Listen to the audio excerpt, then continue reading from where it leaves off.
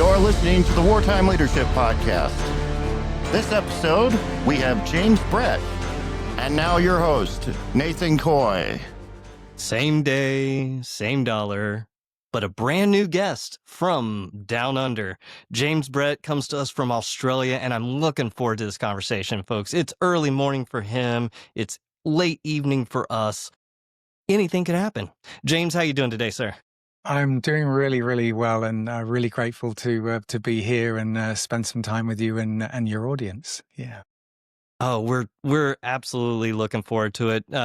G and I talk quite often about our military experiences and stuff, and of course, Australia is a part of mine. I wish I could have finished it, but 3 to 4 easy starter questions. What is your superhero name? Superhero name would be Superman. Now, why would that be, James?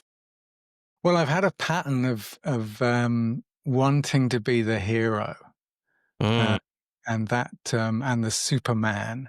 That's got me into some challenges and issues in relationships as well, actually, where I can step into that hero persona. So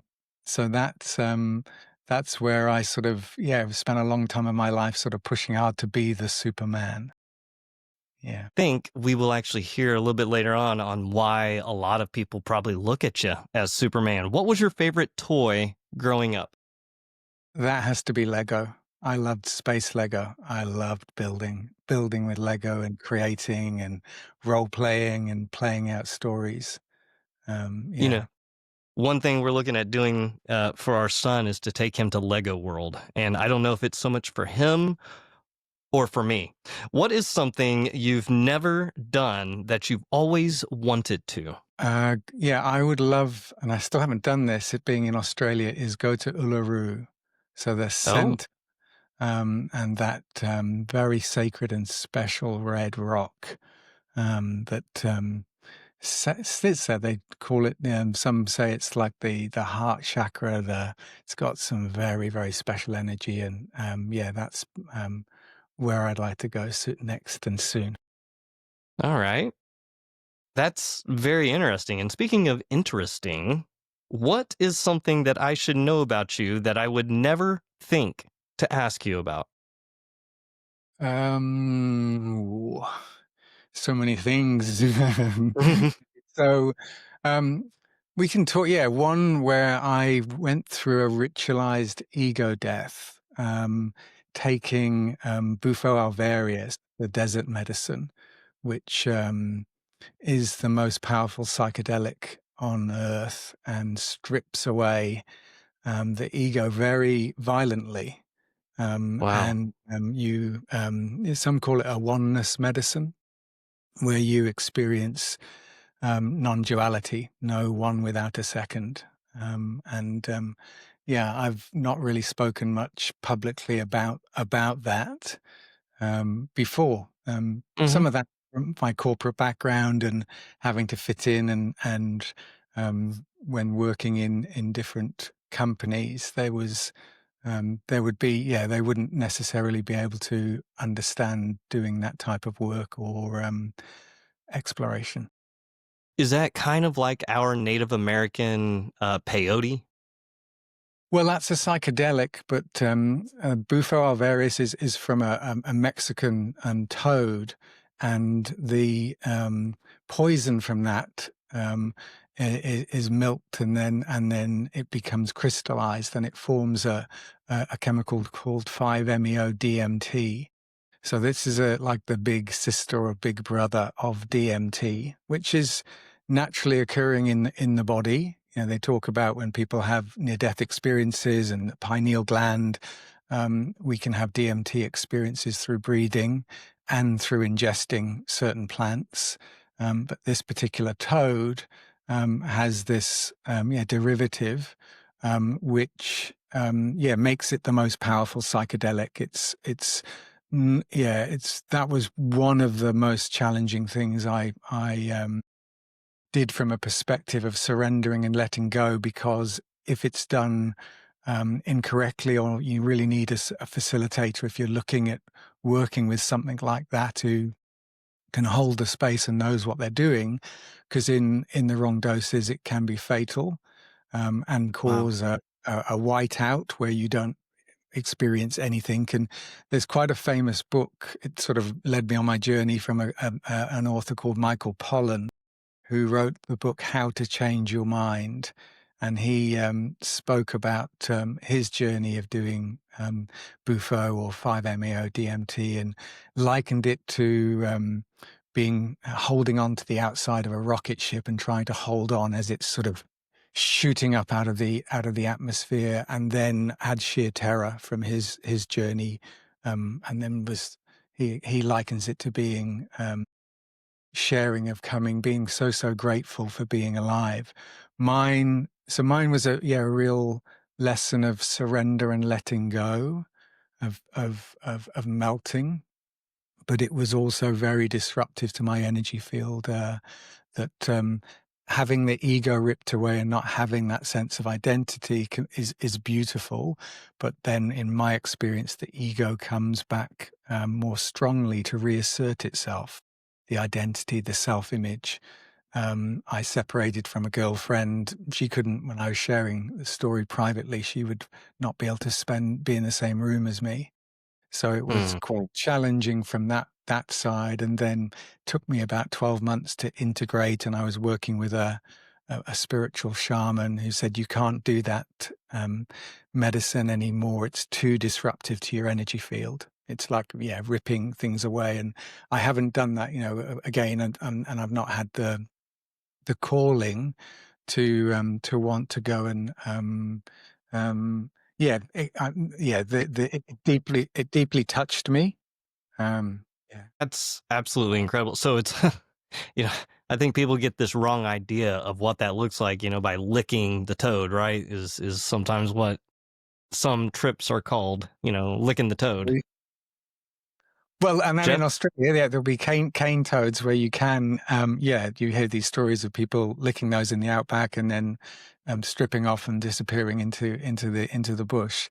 So that, that can be dangerous. I did this with an incredible medicine woman who held the space, and it was interesting around that. Actually, there were sort of 12 of us on this retreat, and we were in this teepee, sort of waiting for your sort of turn to go down onto the grass, and then individually.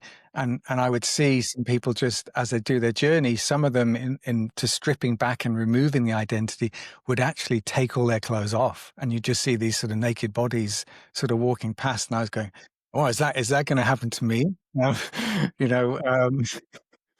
And so there was some thinking going on there, but that's where, if you're, and that book I talked about mentioned How to Change Your Mind, is showing that there is a shifting within culture to sort of look at how psychedelics can play a part to support people finding well-being, and people that were talking to therapies not working, and I agree. and then struggling with fear of death. So all of these things have, my own journey have been exploring the edges of consciousness and my limits. And we'll obviously talk a bit more about that in terms of my own experience of near death as well. But it's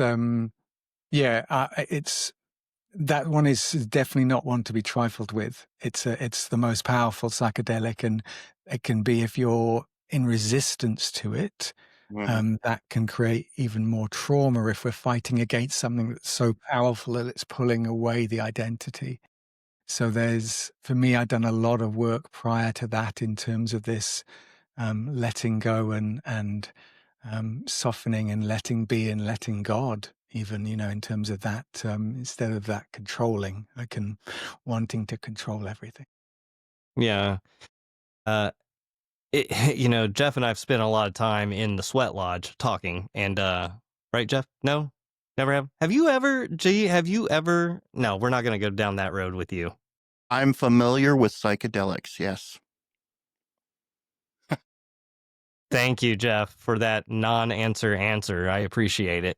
No, what this sounds a lot like is like I have friends that have done the ayahuasca retreats and stuff like that. So being held by shamans, being in a controlled environment, a safe environment, and yes, when done properly, you can have very interesting and transcending effects about it. And then there's we're gonna do some acid and go watch a concert. Nah. Well, and I think it's great that, James, that you did so much research leading up to this, because I think it's definitely not something that you want to go, hey, you know what? I think we're going to go do that this weekend. It doesn't seem like that. I mean, there seems like there's a lot of preparation that you put into it before going into that experience.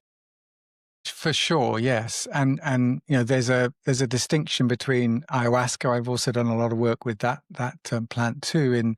In that typically that is a subject object where there is duality. There is this presence, this mother energy they call ayahuasca the stern mother, that's bringing and pointing and looking at your deepest shadows. So it's really deep shadow work. It can be and liberating, but there's work to be done there in terms of it, rather than it just being an entertainment of kaleidoscopic lights and visuals and pleasure. So we have that duality. That what was some of my deeper path has been what I'd call the direct path, and the Vedantic, the non-dual traditions, where we're was falling back out of the foreground of experience, out of the thinking, the beliefs, the sensations and feelings, to knowing and resting in and as the space in which everything arises. And so there are paths and teachers that point to that. And, we could call that the sort of direct path. The indirect path would be the longer progressive path. Well, you might be doing lots of meditation and yoga and other spiritual practices. So I've played with all of those, and then was curious around another really amazing book, which is part of my preparation, Nate, was by Dr. Martin Hall, The Enigma of the Toad, and around non-dual therapy. So how using this medicine and giving people an experience and knowing of non-duality, of the true nature of reality beyond, because there's a gravitational pull to this world and this 3D reality that's real, and at the same time, as when we start to fall back into the background, in those spaces through meditation, we can do the same thing, and we can rest in that space. That's where we'll come on to, in terms of where I see is our resiliency, is the peace, our true power, is our unlimited nature. And so there's these portals, and psychedelics are one of those portals, where it's like, Alan Watts said that, it's like picking up the phone, but you don't need to keep picking up the phone.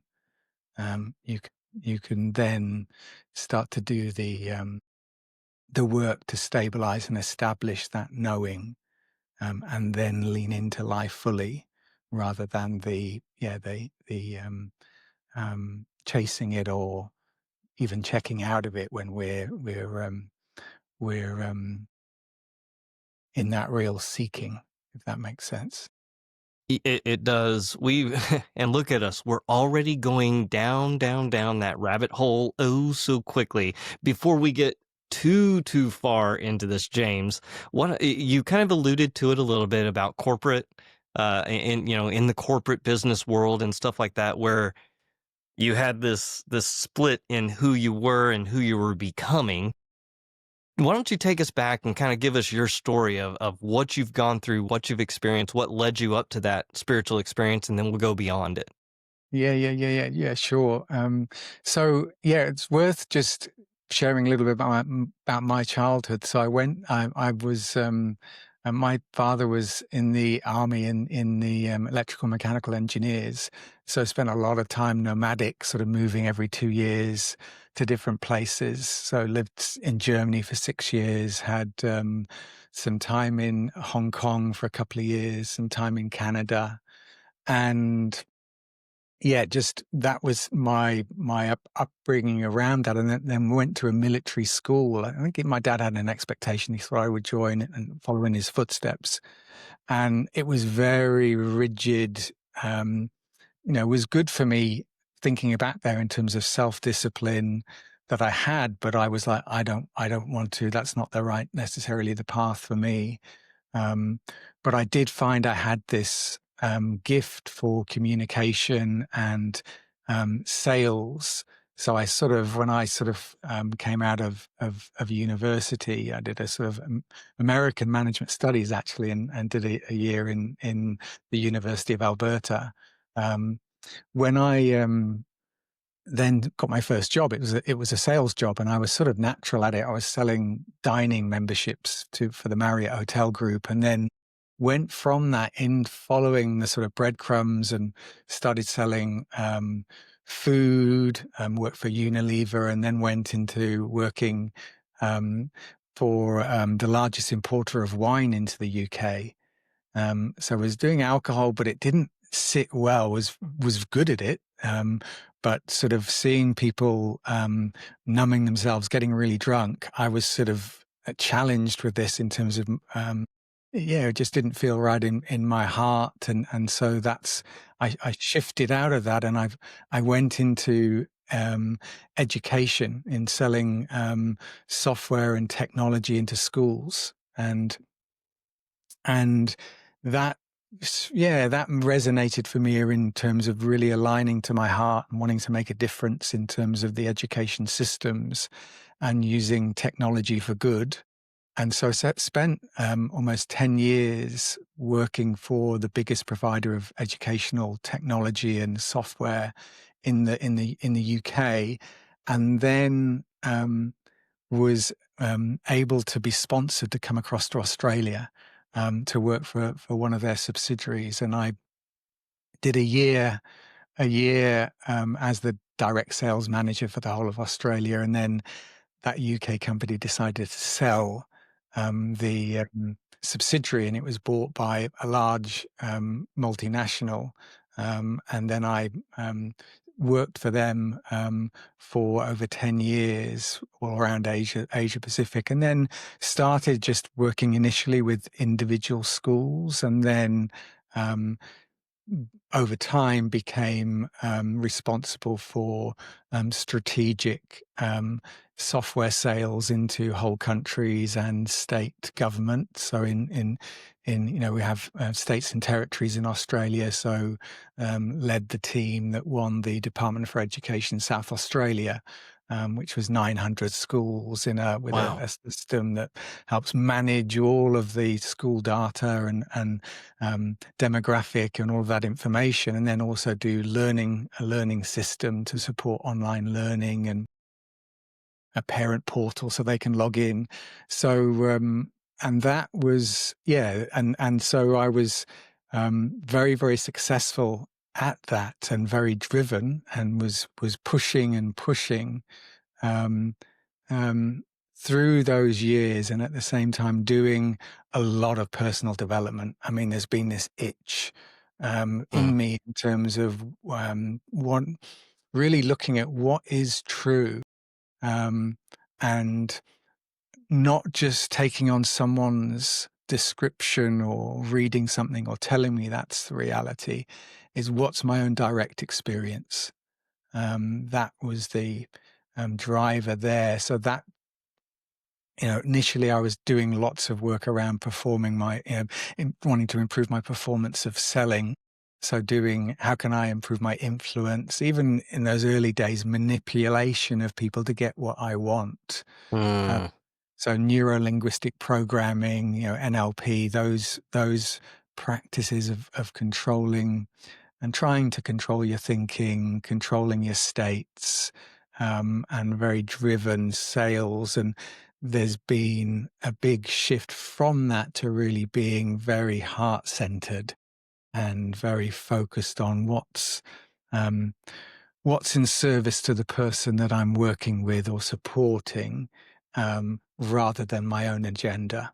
So And that's really interesting. A very interesting string that I kind of want to pull a little bit. So you said that you really weren't into the alcohol sales. Your heart wasn't there, but that once you moved into the education side of things, you really started to feel like that's where it was. But then was there like a shift in how you were approaching the sale? I mean, you said that, it was more of controlling the conversation, controlling the people and getting them into that. So you weren't leading with your heart again. yes, yeah, Nate. So as I see it, a lot of salespeople are the most trained people in the world, and that's my experience. Was getting a lot of training, a lot of how you can influence, mirror people, match their body language, use similar language for them. So it's around sort of building rapport, building connection. Um, and then there's the agenda and goals of the company. And that's what I've primarily done for most of my life. I'm now running my own business, but I was working for people, and some of those businesses. And this is a bit of a generalization, but very driven by short-term profit, will be it's very much in terms of their agenda rather being in full service to what's in the client or who you might be supporting.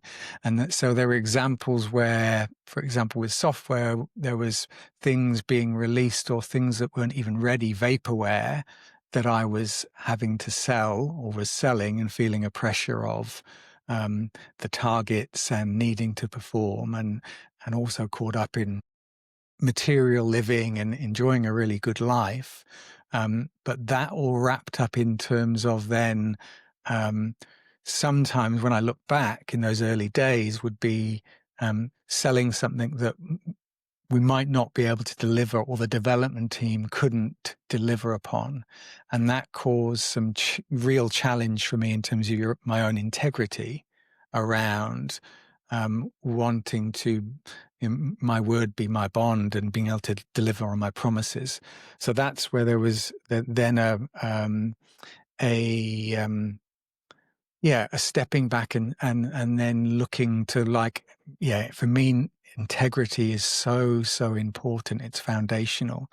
And so wanting then to work with businesses that have that strong integrity and are also able to look at that longer term as well and not just be driven solely by profit. So at the expense of people and the planet, for example, I want now a conscious world that's driving, we can still make profit, but we also need to be able to be looking after our people and thinking about the implications of some of these technologies that are coming very quickly, and how we manage them, AI, for example, and also how we look after this planet, how we care for something that for many we feel separate from, but actually we're one with nature. If the planet becomes poorly, we're going to become poorly with it. So there's a few things I'm sort of unpacking there around that. Definitely unpacking, but that's okay because that's what we're here for, is to unpack some of those things. So you're living in in the corporate world. I almost said corporate America. I'm so used to speaking to people here, corporate America, but you're living in the corporate business landscape and you're navigating through it.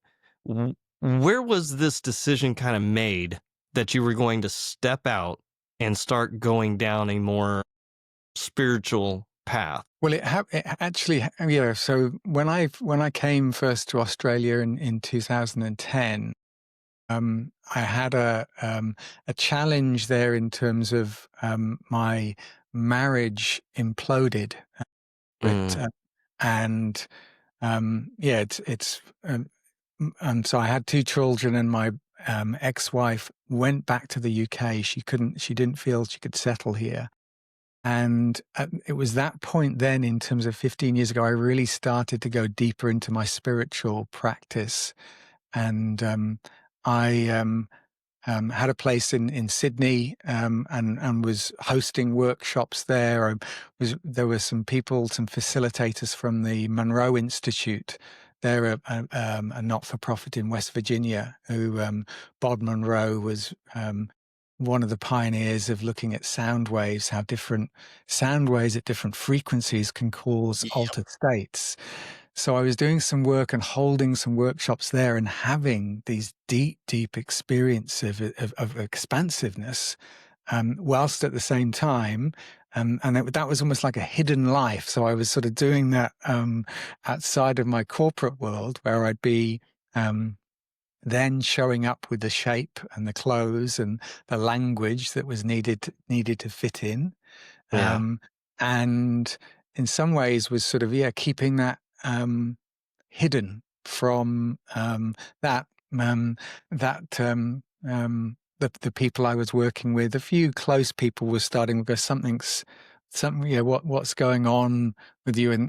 And as time grew on, what I noticed is my presence and the nature of just being peace, feeling at peace. People would sort of go, well, what everyone else is getting caught up and lost, and that was sort of spanned forward sort of 10 years.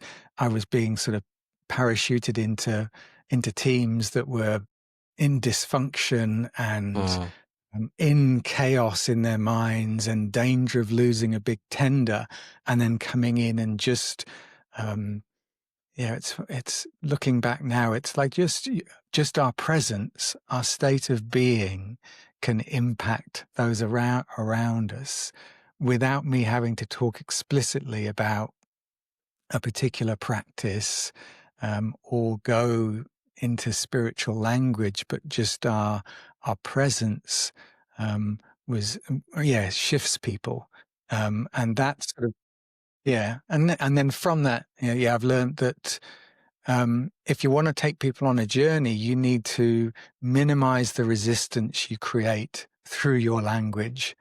And so that was part, therefore I'd be mindful of what I'm sharing.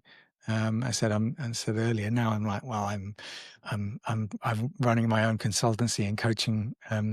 We've got a retreat space. I just want to be authentic. I just want to share and talk about whatever I've done, with, and at the same time with acknowledgement and being discerning to say, you need to be really careful at some of these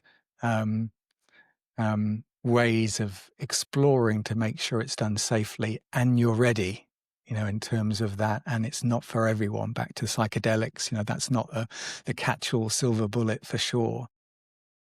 I think there's preparation, as we said at the beginning. So that's been a shift of sort of almost coming out the closet and being able to then. And now I'm doing some consultancy work, and people can see the results they're getting, and then obviously I'm not leading with some of the sort of esoteric or some of the things we might do, depending on who the people are and how open they are and where they are in their journey. Yeah.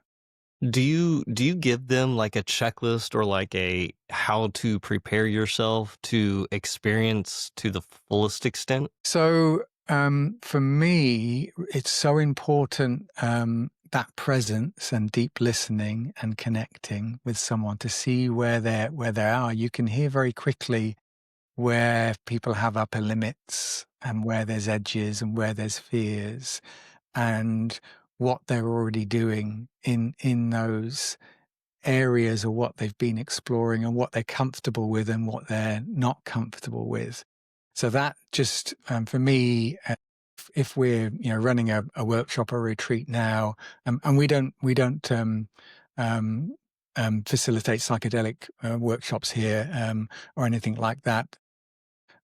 My path now has been deep into Taoist alchemy and the Taoist practices, to condition the body to cultivate the inner universe and to elevate consciousness.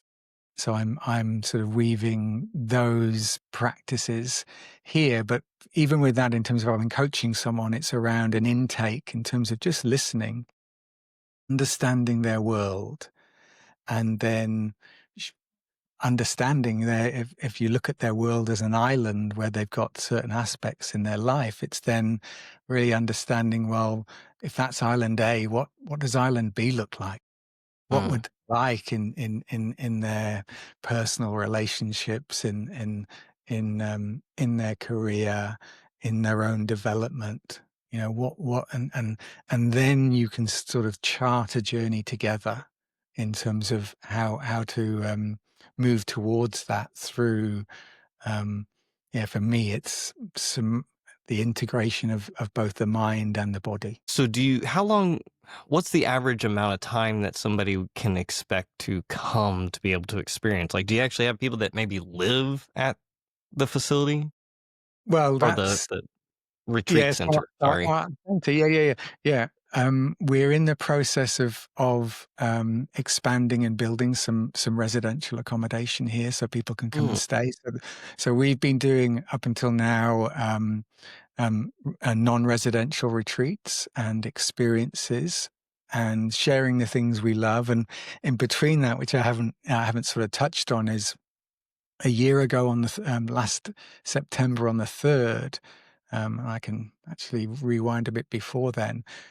So the coming into end of July, I was doing a Taoist and tantric workshop down in the Central Coast with a tantrika and someone who was a master at a particular type of stomach massage called Chi Nai Sang. And so it's removing trauma and helping heal the body through this massaging of the stomach area. In Chinese medicine and in Qigong and Neigong, we talk about the lower dantian, three finger widths below the navel and 2 finger widths inside this energy center, where our life force comes into there and then into the kidneys and up to the heart and lungs. Now, I was having this massage done and I was having this acute pain on the right-hand side. I was like, what is that? And the facilitator, she was doing this work energetically, and she said, it's really tight there. There's a mass. There's a dark mass with tentacles that's deep inside in the tissue, and I can't get it all out. And she was doing this energetically, to draw this out, and then went through this process. And then the bell went, and then you were swapping into a different activity on this retreat. And I was like, oh, that's not good. Uh-huh. What is that? I want to get all of that out. And we went to Sydney, had a beautiful rest of the workshop, and then went into Sydney, and I was feeling exhausted in Sydney. Just the energy, and we're now really in the country, beautiful nature. We've just been whale watching and dolphin watching 10 minutes on the coast earlier this morning. But I'm in Sydney, and it was like, is this because of the energy? There's 5.5 million people here, and is it sort of impacting me? And I was feeling worn out. We came home, and then I woke up on the Wednesday morning, and I was peeing blood, and I was like, this is this is serious, with a lot of pain, and ended up going up into hospital. They did some tests on me, did a scan, and the doctor came up to me and he looked at me and took in this big inhale of breath. I thought, that's not good. And he said, your right kidney's in a right mess. It's got a dark mass with tentacles on it. And I sort of, these goosebumps, getting them now. And so it was like that workshop that energetically had brought it to the surface. And so it turned out I had a 10-centimeter tumor that was growing off my right kidney for probably 2 years. So we'd been a lot of that, where I'd been in hindsight pushing a lot. Although had a deep spiritual practice, this deep knowing, also had a deep drive and a push, not knowing when to stop in a way. And so that slowed things right down in terms of I had surgery to remove the tumor in the right kidney. So I just have the left kidney, and had a bowel obstruction where they cut me down the front here and pulled all of the intestines out, and your intestines almost 9 meters long. And then when they put it all Wow. back in, it got a bit crunched, and I couldn't eat or drink. So I lost 11 kilos and then almost died um, through that second sort of complication. And so there was a rebuilding from that point in terms of one, I had to slow down, and then there was, I was at the time was doing consultancy work and was also doing the work here where we were building things and structures at our place here, and we built a natural pool with a waterfall, and that's got fish and yabbies, and it's beautiful, but it requires a lot of work to put in that infrastructure and learn how to be on land, growing our Yeah. own food. So we were using biodynamics, but I was, in hindsight, pushing too hard. And so the surgery was a slowing down, and also, a humbling in terms of when you're close to death. Um, I was falling over when I would go to lean down. In Chinese medicine, the kidneys and the ears are connected. And so I would lose my balance when I would go to lean over. And it was my partner, my beloved Lisa, she sort of said, why don't you go back and doing some Qigong?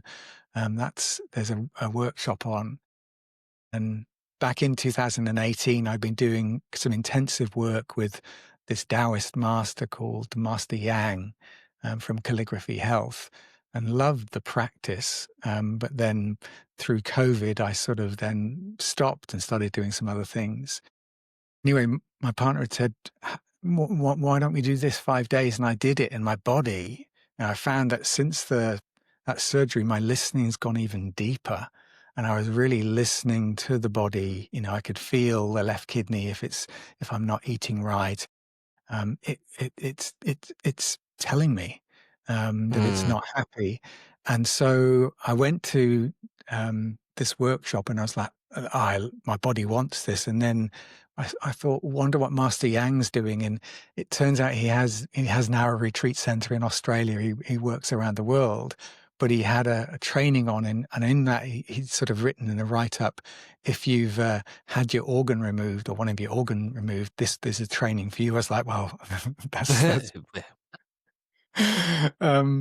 so I went and did a 10-day training with him, and sort of just a remembering of all of the time I'd spent 7 years ago. And within 2 weeks, my balance was back. And That's great. then That's the amazing. vitality has returned, and there's been a rebalancing and a listening to slowing down, not trying to do everything myself and be, a professional coach, a consultant, a farmer, yeah, facility, Everything. yeah, and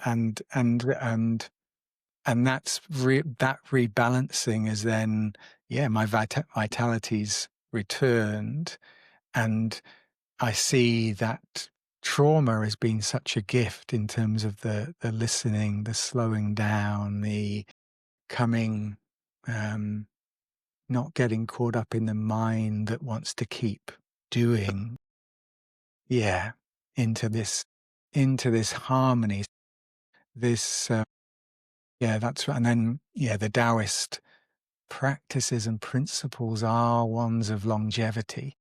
When we face our death, like, I'm not ready.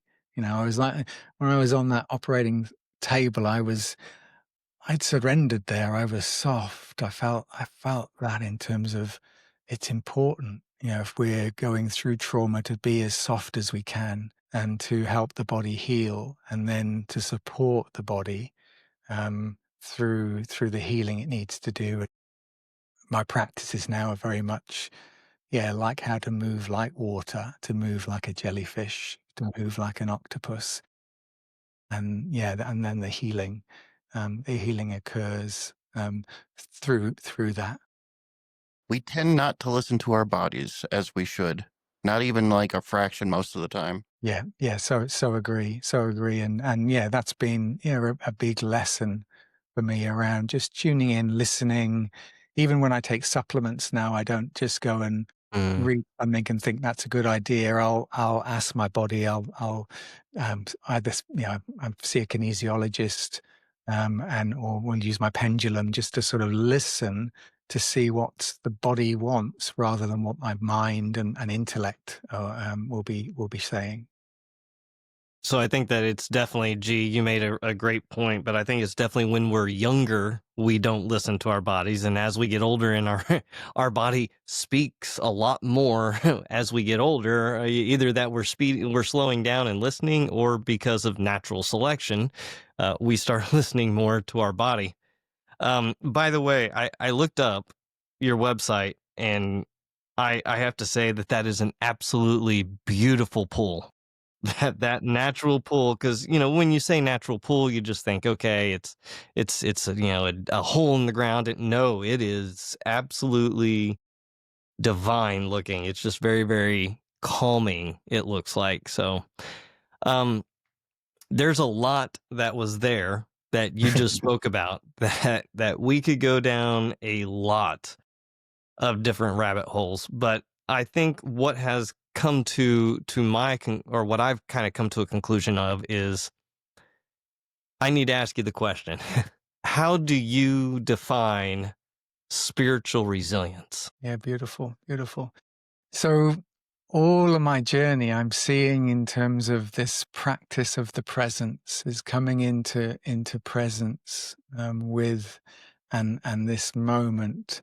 That that's where I found my resilience. So these practices of the presence, I call them now, being present and not thinking about the past or lost in the future, but coming here. And then, there's a lot of work I've done exploring the tantric path of not turning away, but turning towards and bringing things towards you, not facing rather than suppressing or turning away.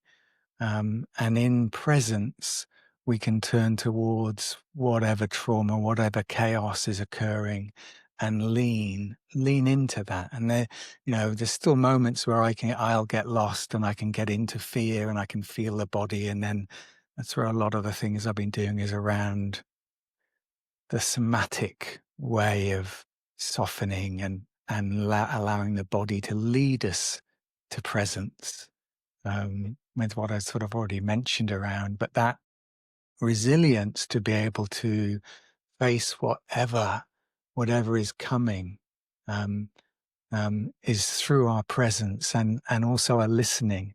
The deepest listening is presence.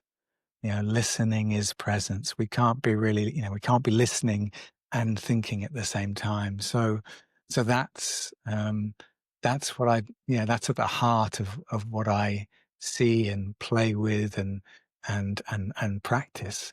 So that's stabilized and established to spend more time in presence.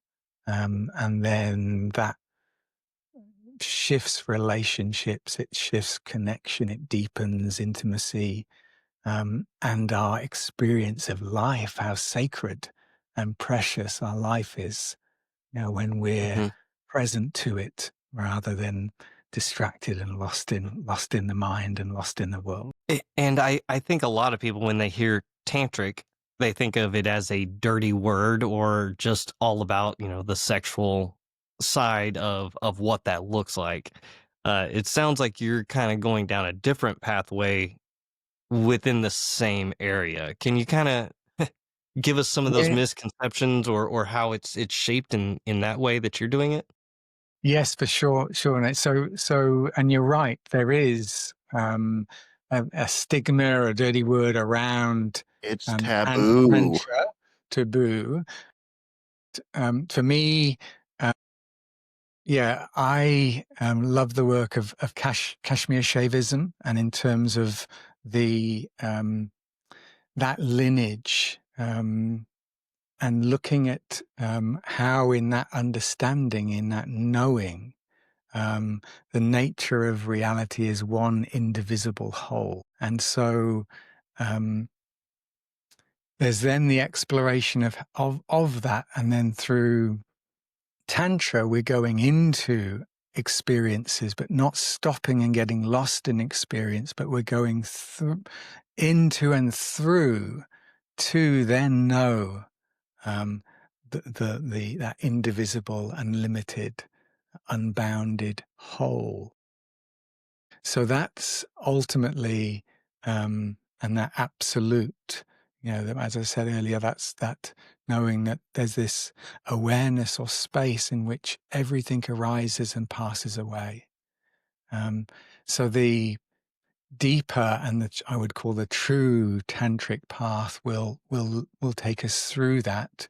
And of course, there are then the aspects of Tantra, which is around the union of the feminine and the masculine, and those energies, and how there are practices and processes to move energy, to open energy through that union.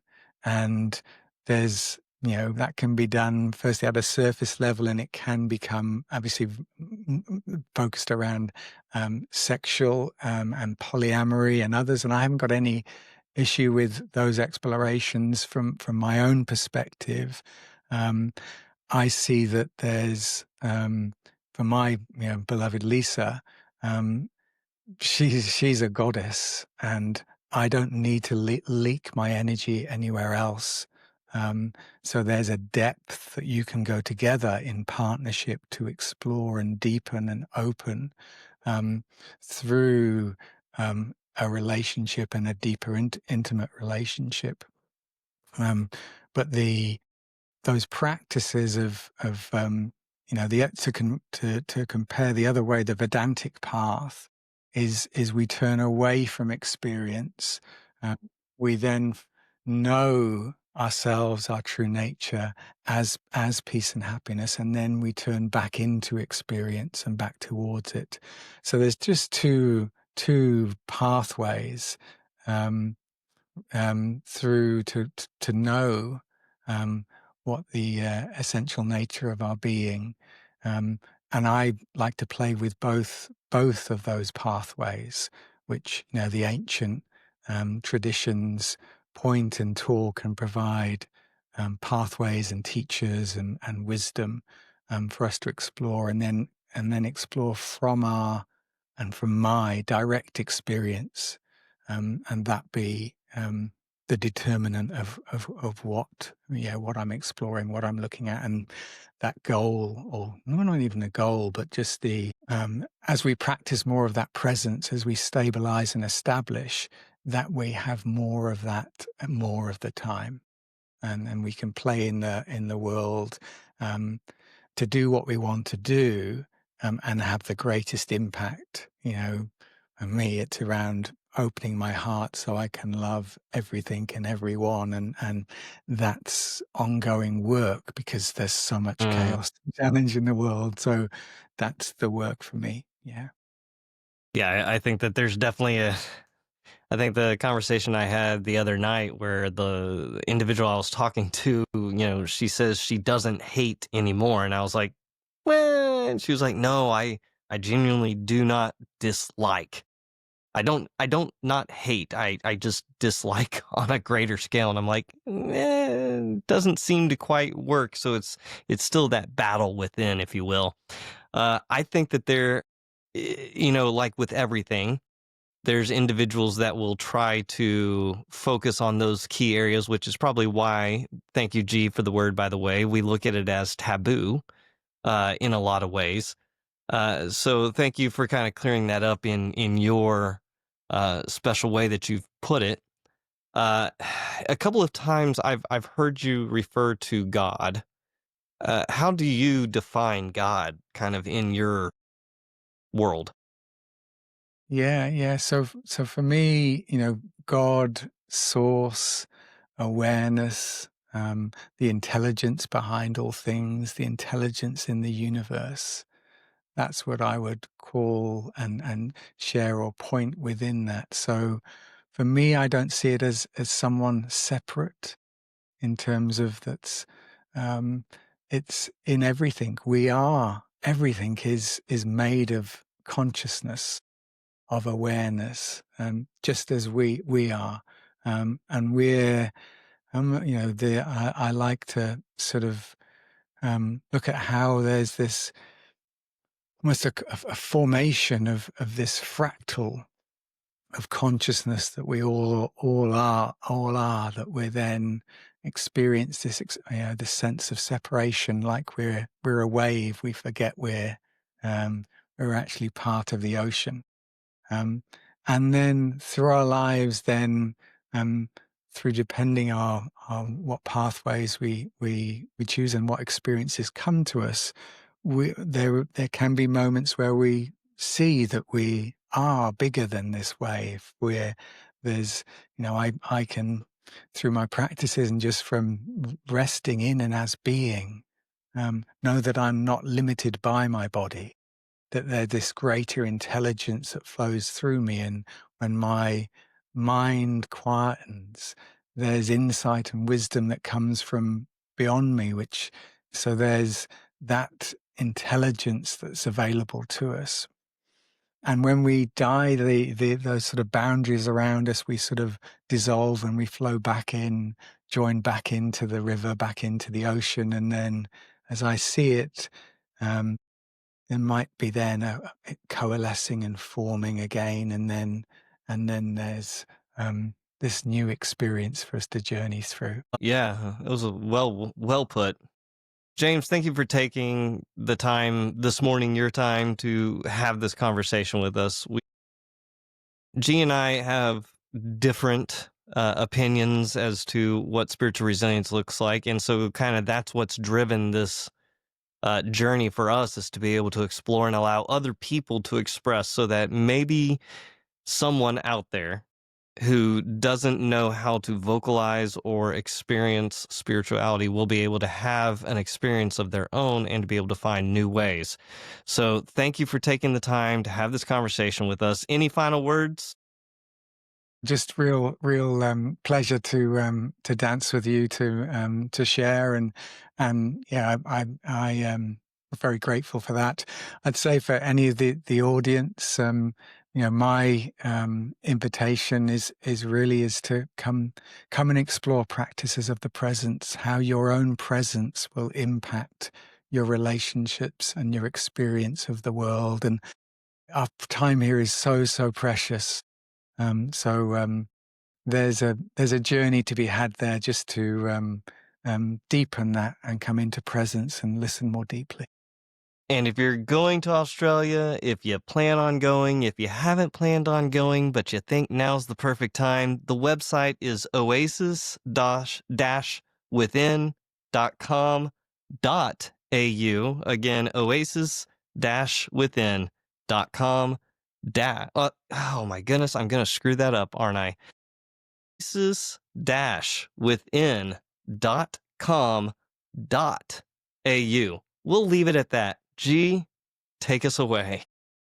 Nate, you know how much 11 kilos is in I pounds? don't. Around 26 pounds.